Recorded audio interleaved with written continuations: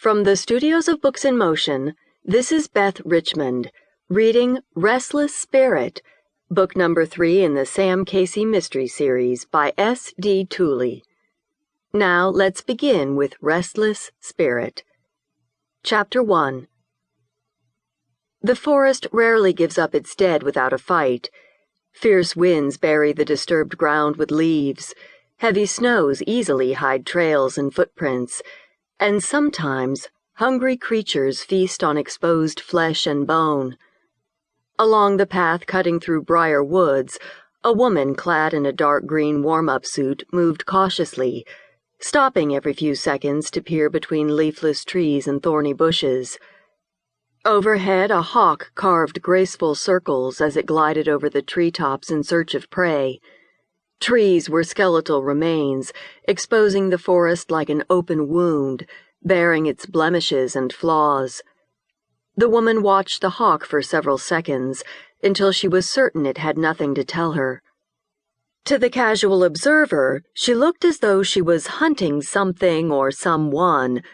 In a way, that wasn't too far from the truth. Stepping off the trail, Sam Casey studied the ground and stopped again to watch for signs. Her mother, Abby Two Eagles, believed it was nature that spoke to Sam and showed her where the bodies were buried. Branches would bend as though pointing their fingers. Animals would scurry, then stop, sniff, gaze up. It wasn't as if the bodies moved, shifting the surface of the earth or uprooting bushes. And the voices weren't loud, carried on a roll of thunder. The signs were more subtle. Usually, a cold would slice through Sam's body, the hair on her arms would bristle, and voices would lead her to within a few feet of a shallow grave. Abby often said that whenever someone died an unnatural death, the spirit was unsettled, crying out to be discovered and released to its final resting place. But today the voices were silent. Sam could only assume that the rapists, deviates, and syndicate hitmen were choosing more isolated woods in which to hide their sins. She followed the path to a clearing where 6 brick homes were in various degrees of completion. Workers swarmed the construction site, pounding wooden decks into form and installing windows. A flatbed truck carrying a load of decking pulled up to the curb, and a segment of the swarm moved toward the street. Peering through one of the windows of a gray brick bi-level, Sam noticed a stone fireplace. The jean-clad workman struggled with a marble mantel, finally hefting it in place and wiping his forehead. He nodded for Sam to enter, but she shook her head. A wraparound porch led to the front of the house, where her attention was drawn to a stained glass elliptical window above the door.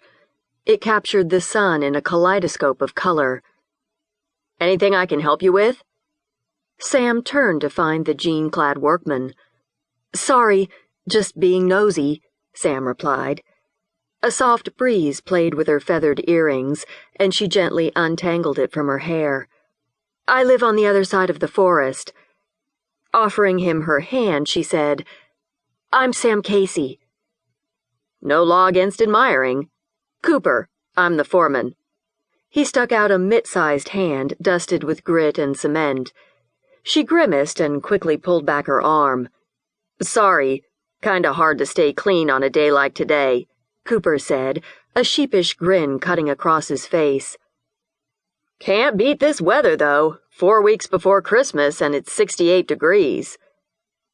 Sam stepped over a 2x4 and almost lost her footing. Cooper quickly grabbed her arm. "Careful there.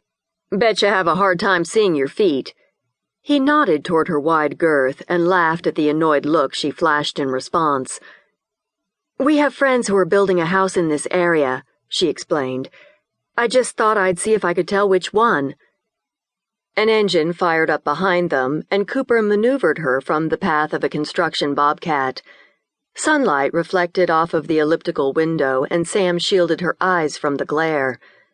As she stepped back, light glittered and danced around an object unearthed by the plow. She knelt down for a closer inspection.